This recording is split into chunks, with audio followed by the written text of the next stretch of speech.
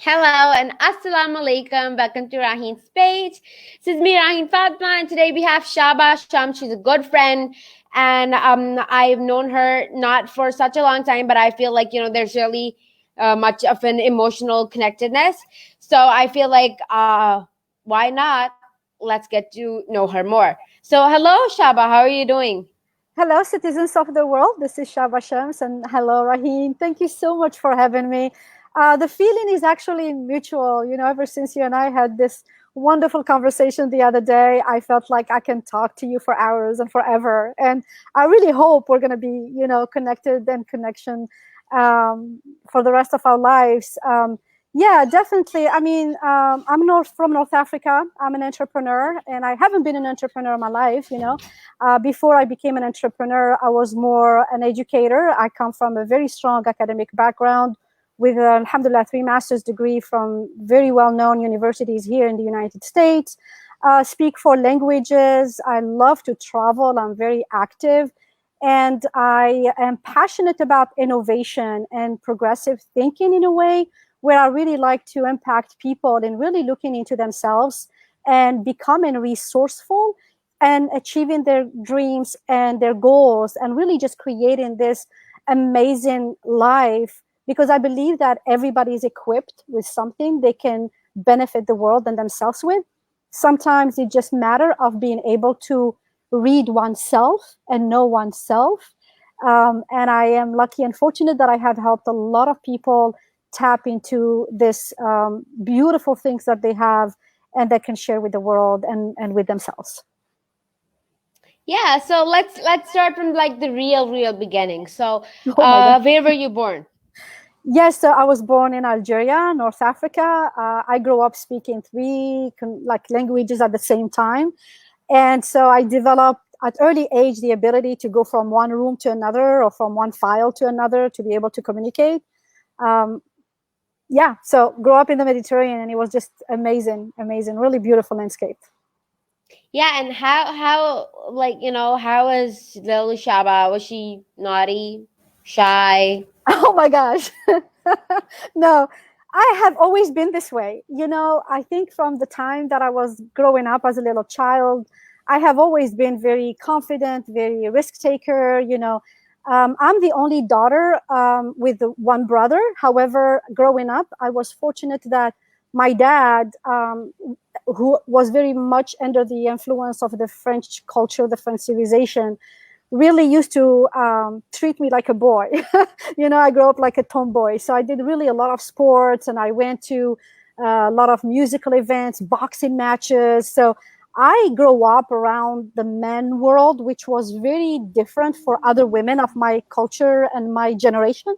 I mean, there is also a difference in generation between you and I, right? So in my time, women don't really go to the men's world, like bars and coffee shops and sports events and music events. But I was really fortunate in a way that my dad introduced me to all of this, which really opened up my eyes into like becoming very confident and handling myself really nicely. So I was very adventurous, and I was very much, I liked my free spirit. I've always been a free spirit, and I like to try things.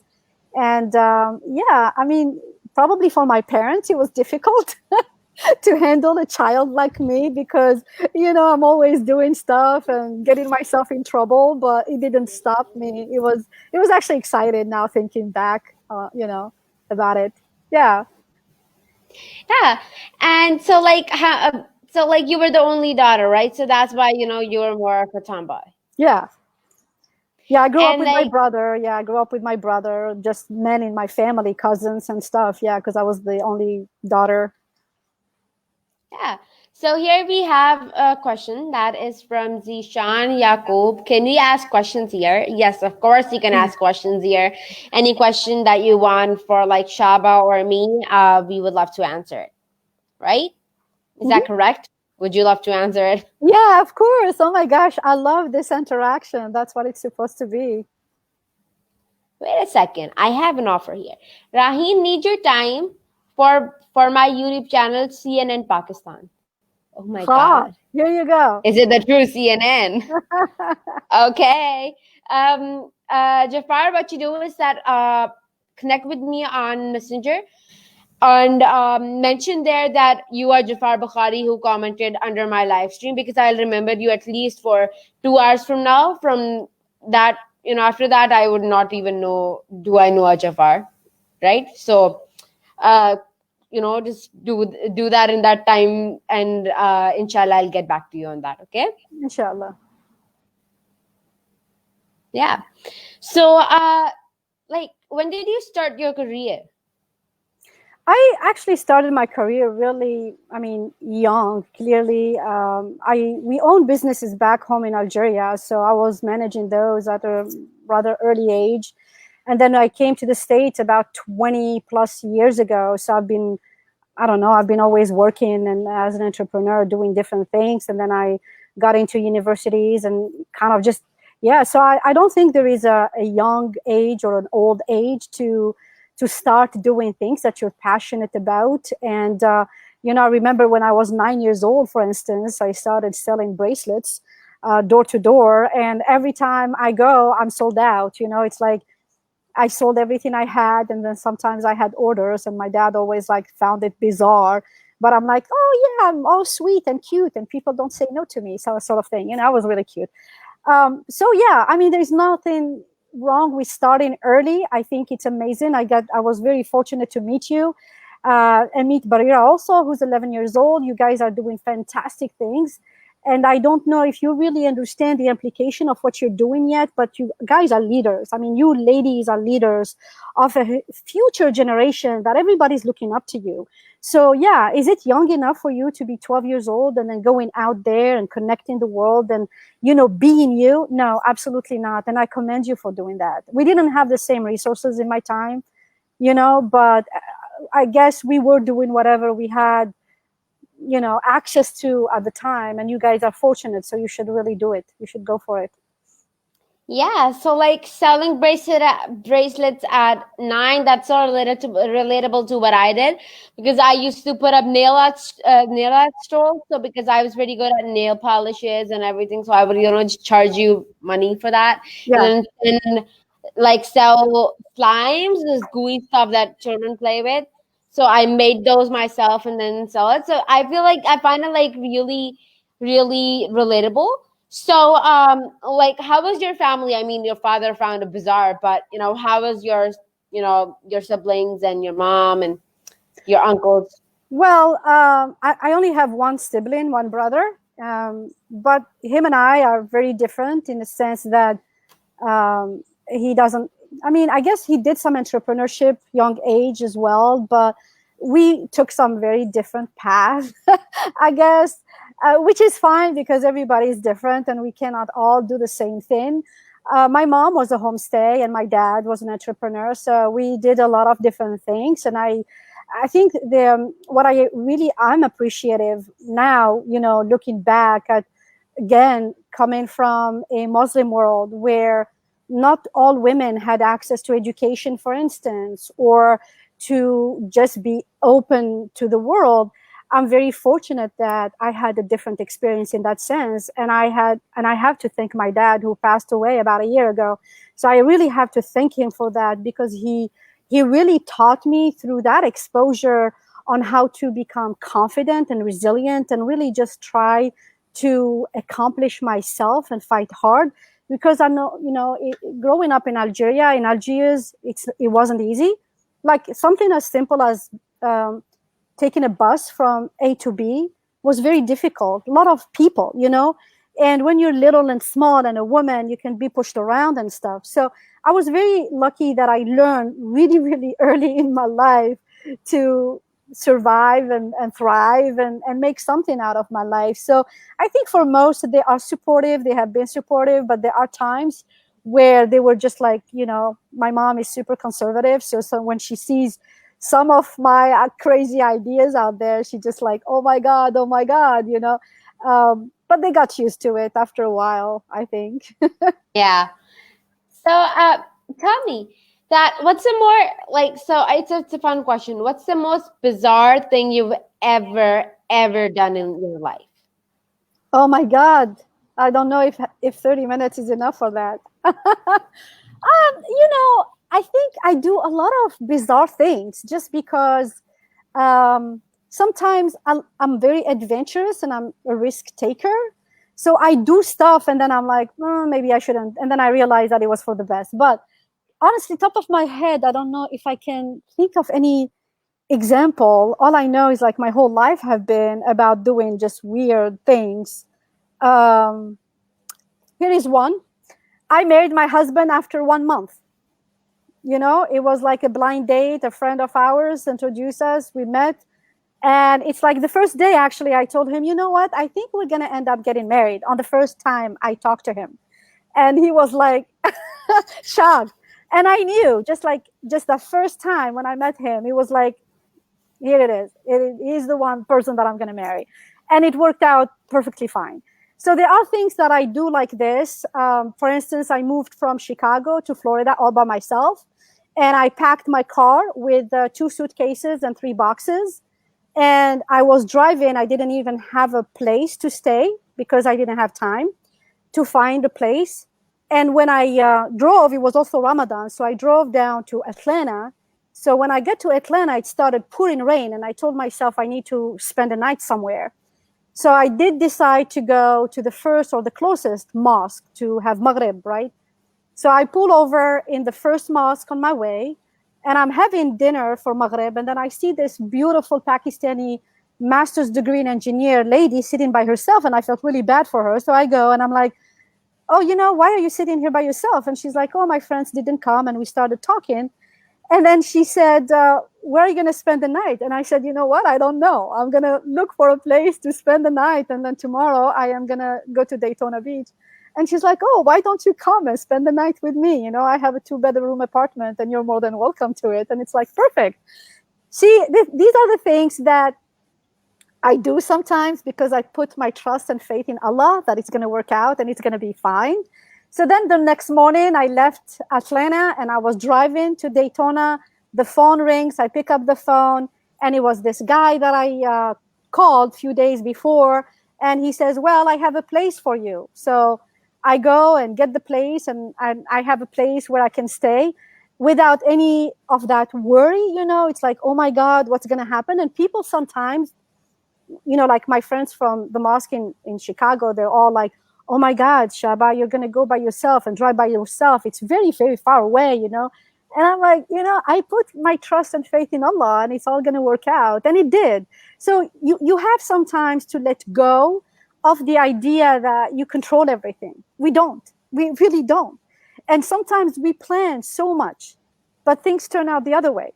So if we just cut the chase and really have Allah in our hearts when we plan things and do things, I think life would be a lot better and works out better in a way. So yeah, that's why I do weird stuff like this. Yeah, and I feel like it's good that you did, and because we should actually just take out the idea of like we're the ones who control our lives and all these teenage slogans out of our mind, because I feel like we should know that Allah is in charge of everything. He can do anything. Maybe I die this moment, like anybody could, and maybe people are right now. So like I feel like Yeah, we should never absolutely. make ourselves the king of the world or something.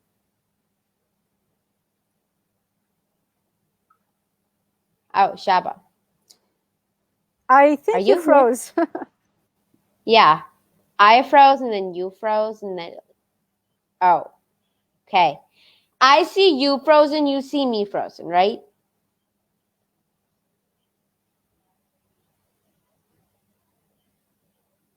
Shaba, you there? Shaba, just leave the studio and come again. That's gonna help you.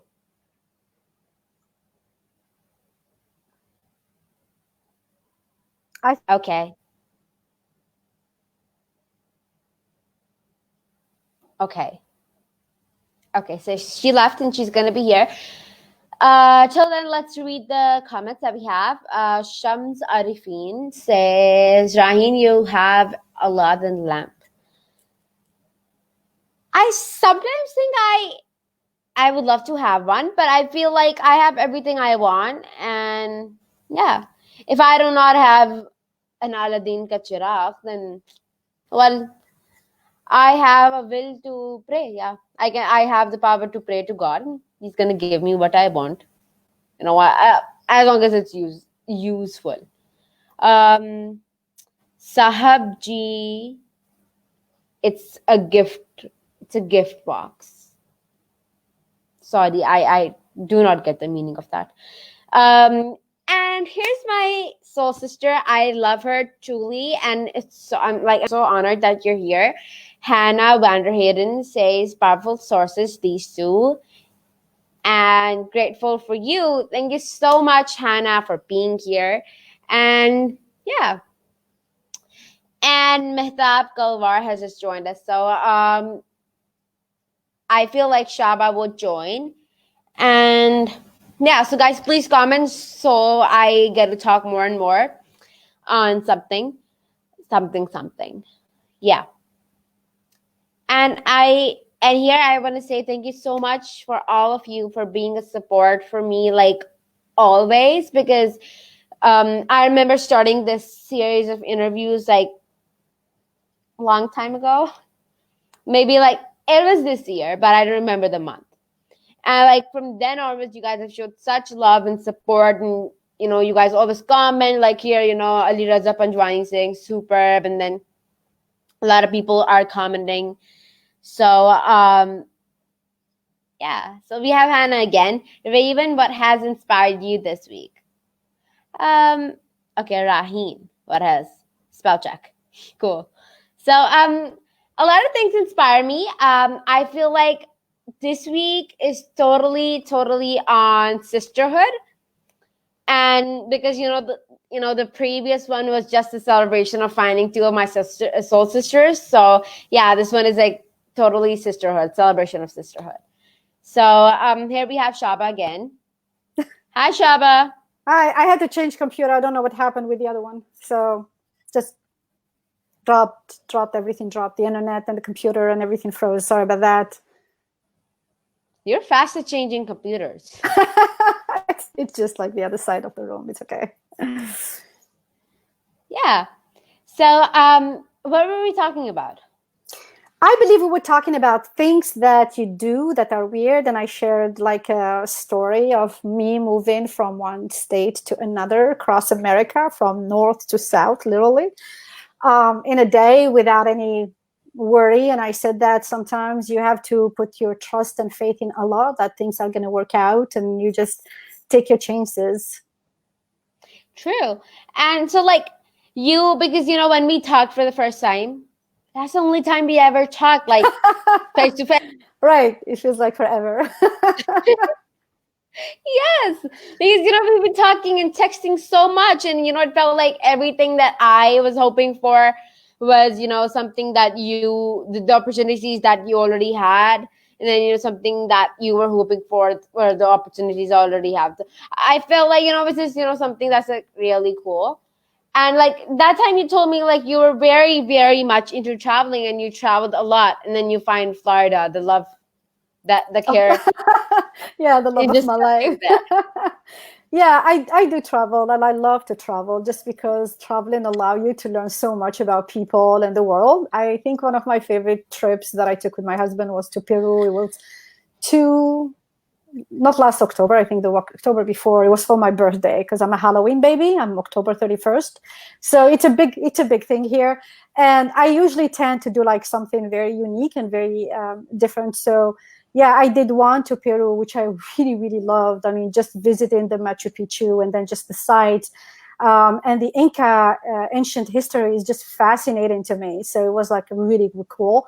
And then last year I did Las Vegas, and I did for my birthday, same thing. I did a helicopter ride over the Grand Canyon, and that was also amazing. So I am very adventurous. Like I said, I like to try different things, and alhamdulillah, Allah gave me the opportunity just to live this exciting life. And I try to make it exciting too. Like I really like to approach my life into, I only have one life. I believe in God. I worship God. I am here to serve Allah and humanity, but at the same time, I do fun things in my life that really makes this existence exciting. So Yeah.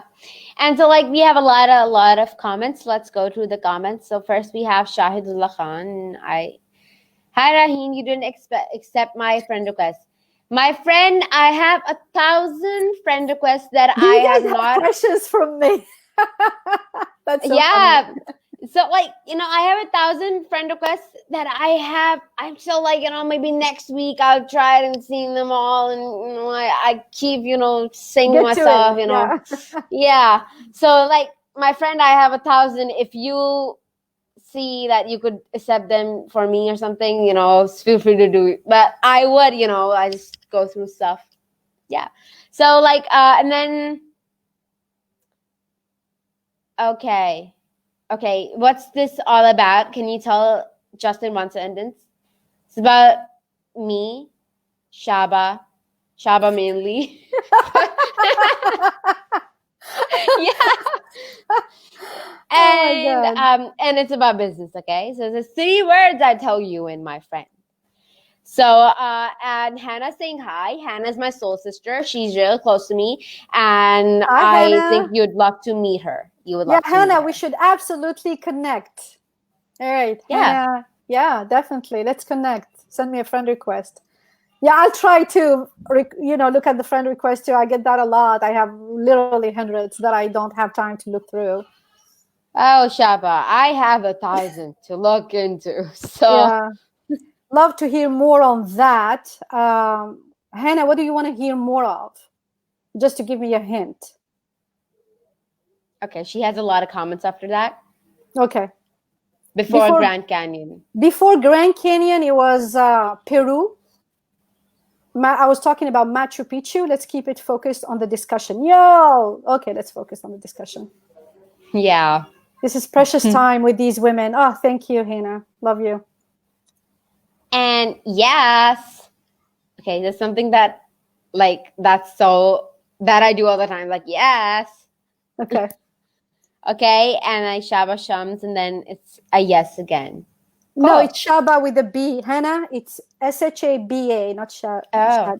Shaba with, yeah, it's Shaba with a B. Chaba and Shams. You got it, girl. Okay, so tell me, you know, so you have your own businesses, right? Yep. Tell us something about that. My first business is a consulting and career business. So I focus on leadership management, speaking, and I'm a John Maxwell certified. So that's one of my niches.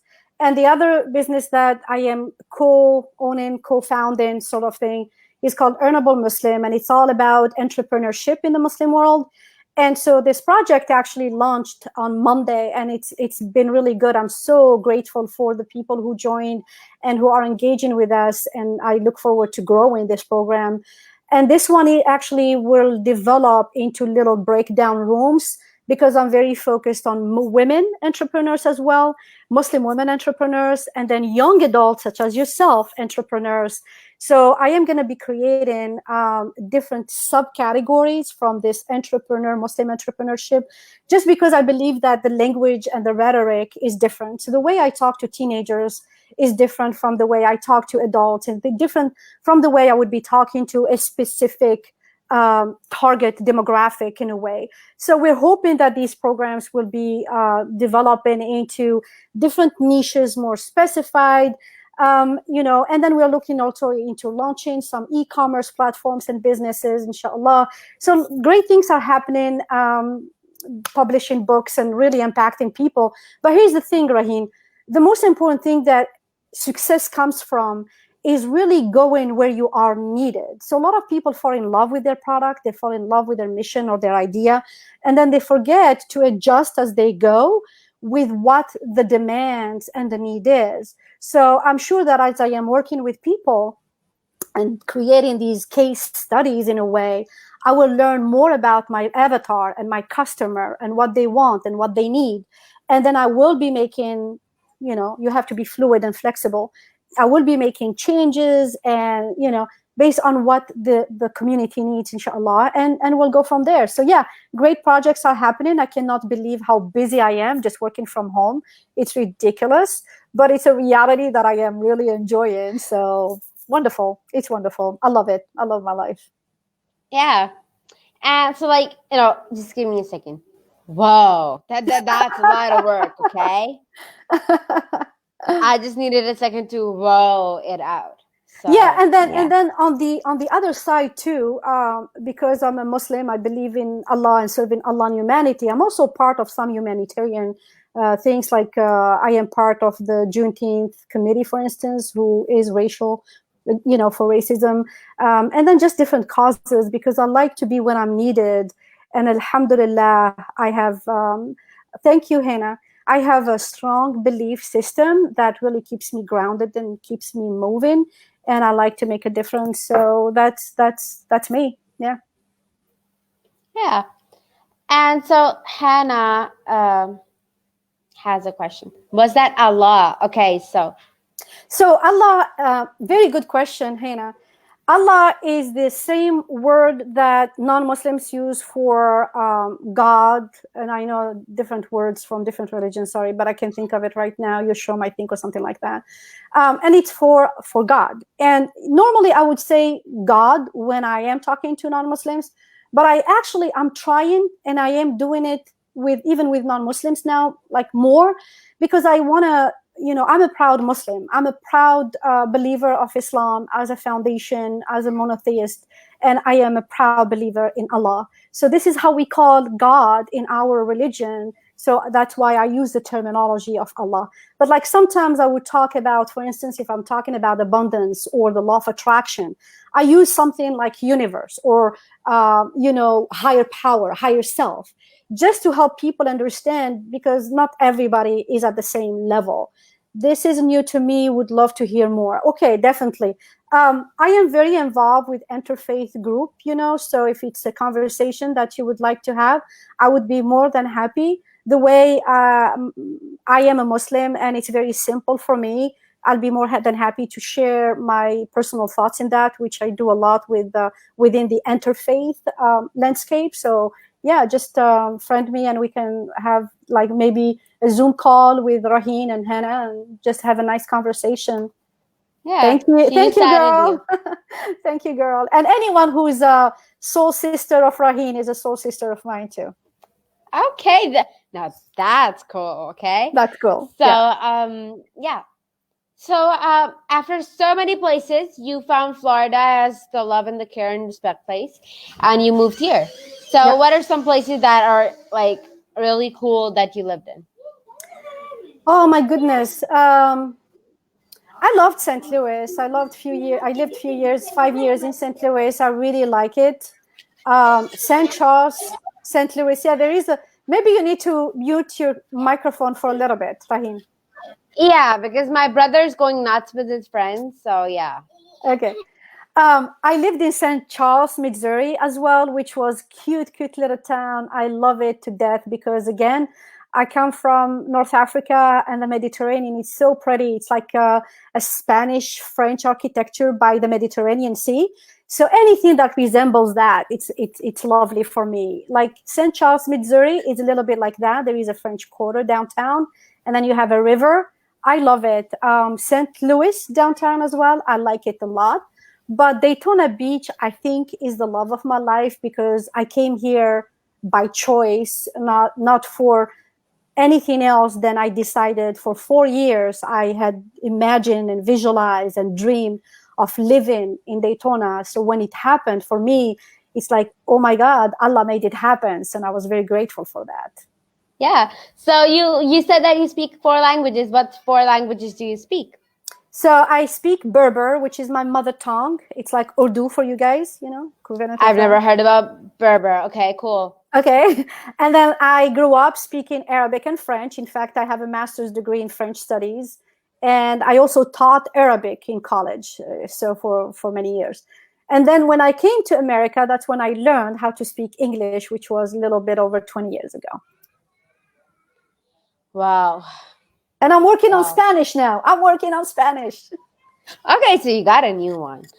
Okay, so Arabic I know how to read, but French, all I know is like bonjour. Yeah, That's all. bonjour, bonjour. Yeah. It's like a really cool accent to have, that French accent. Yeah, le je ne sais quoi, the French je ne sais quoi accent. Yeah. And it's a Berber. Berber. I've never heard Berber. So just let me mention here, Berber, or also called Amazigh, are the original inhabitants of North Africa. So we're the very original people who lived there for centuries and centuries and centuries. And then other nations started invading us and occupying us and bringing some stuff to us. So really, I always tell people here when they ask me about that Berbers are to North Africa what the Indians are to North America. Does it make sense? Yeah. We are the original people in North Africa, and we have our own tradition, our own language, we have our own food. It's very different. And then, of course, people invaded us and they sometimes stayed and never left. Yeah. They do, they do that. They do that. Yeah. So, okay, so I never got like a chance to talk about the three master degrees. Okay. Three. Three. See, I do everything in threes. Oh. But I never knew that, okay? Which is a big number, actually. It's a long story. Like the whole science of numbers, numeric thing. Okay, never mind. So yeah, I have three masters, alhamdulillah. Yeah. And one of them is in French something. Yeah. So the reason I did a master's in French studies is because when I came to America, I didn't speak English. And I really wanted to get a degree here to be able to work quickly and get a job quickly and get in the system quickly. So for me, a master's degree in French studies were the quickest and easiest thing to do. So I did that one, and then I was teaching actually in college, university, French and French literature, French cinema and theater. I did a lot of courses related to that. And then when I was working or teaching in college, I was fortunate enough that I had a great relationship with my director at the time. And she wanted me to teach Islamic culture and civilization. It was right after September 11. So a lot of Americans wanted to understand, gain an understanding about what is Islam, and they were scared and everything. So I did a lot of that. In fact, my courses were so popular that I ended up probably having 4 or 5 sections, and each one had 26 to 30 students, which is the max in here. And then I also developed and created the Arabic program for a college. It was an extensive research that I had to do because the courses in college need to be transferable to university and blah, blah, blah. So we did all that. And then I enrolled a few years later, I enrolled in a library and information science degree. And actually I was doing a dual degree. I was doing library science and architecture. And then after that, I completed a master's degree in information management. So I love school. I love school. Yeah. When you were a small girl, okay, did you plan on like never getting out of school or something? That's a very good question, Rahim, because this is the thing. I come from a background or a family where not many people went to college. And I really wanted to get a lot of education. And especially my mom, she was always like, I don't want you to end up in the kitchen. I don't want you to end up just cleaning floors. You need to get an education. It's the way you're going to establish yourself. So as a little girl, I knew that I loved learning. I just loved learning, and I wanted to really get an education. So I was really the first one in the family who went to college and started getting degrees. And I think once I started, I never wanted to stop. And now, actually, I'm still learning, but I'm doing it in a different way. Now what I'm doing is I'm just changing the approach from traditional education to self-education. But I am still, and I believe that I'm going to be a forever student, because once you stop learning, that's when you stop growing, and that's when you stop advancing. So learning really, in whatever format, it doesn't matter whether you go in classroom or you go to YouTube or you take a book, whatever you choose to learn from, like even this is learning. Right, this is even teaching and learning. So however you want to learn, my advice is that never stop learning. Just change the format. If you don't want to go for a degree, or if you don't want to do traditional education, which actually self-education now is becoming more interesting and better. And Forbes magazine actually is predicting an income of 1 billion a day in self-education and online learning by 2025. So when you look at these numbers, and it's like, I want to be in that world where there is a high demand and there is a high need, because I will find things that I can teach and things that I can learn. Yeah. $1 billion. A day. Oh, we're talking about $1 billion a Yes, day. self-education is estimated to reach 1 billion a day by 2025, according to Forbes. I didn't say that. Yeah. It's a booming industry that we need really to jump into. Yeah. So I feel proud that I have self-learned a lot of things. Yeah, So of I'm like, course. Oh my God, yeah. I'm pretty proud of myself. So Absolutely. And I commend you for that. You are making a wonderful use of all the resources and the tools that you have in your possession, and kudos to that. thank you so much. I mean, like, You know how I feel about you, Raheen. yeah. Should I say it? Should I say Yeah. it live in front of everybody? No. You know I adore you. Yeah. Hey, be humble about it. Yeah. Oh my God, your head is no, kidding. It's a joke. Okay. Yeah. Because for a moment I was like, what my head? What my head? It's a joke we tell people when we start saying good things about them, and we're like, oh my God, your head is getting bigger. Yeah. Yeah. But I never thought somebody would actually do that to me. Because you know what? Come on. It's a joke. So like, yeah. It's like, it was really fun, like, being connected to you. I still remember, we started talking about like how, meeting each other was like a jackpot. Oh yeah, absolutely. It was instant Yeah. connection, and I'm really grateful for that. Yeah. Alhamdulillah. And Alhamdulillah. I would love to talk to you again, have another session on maybe just, one topic, doing bizarre things or something, because that's mostly about what we talked about. Bizarre things. Yeah, I think I'm going to keep my bizarre things to myself. How is that? I mean, there Yeah, are because things. Yeah, there are some bizarre things that I just leave the bizarre thing to the bizarre world. so true. Because as soon as I said this thing, I was like, oh, I have done some pretty bizarre things. Okay, See how I already blushed? See how my face already blushed?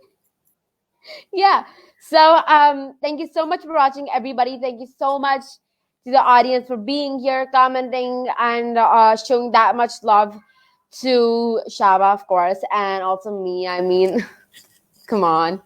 So thank you so much, and inshallah we'll be back. Rahim the fabulous. Oh my God. I mean, okay, just stop it, Shaba. Okay. It's true. You're fabulous. Own it. Thank you so much. Thank you guys for goodbye. watching. Thank you. Assalamu alaikum.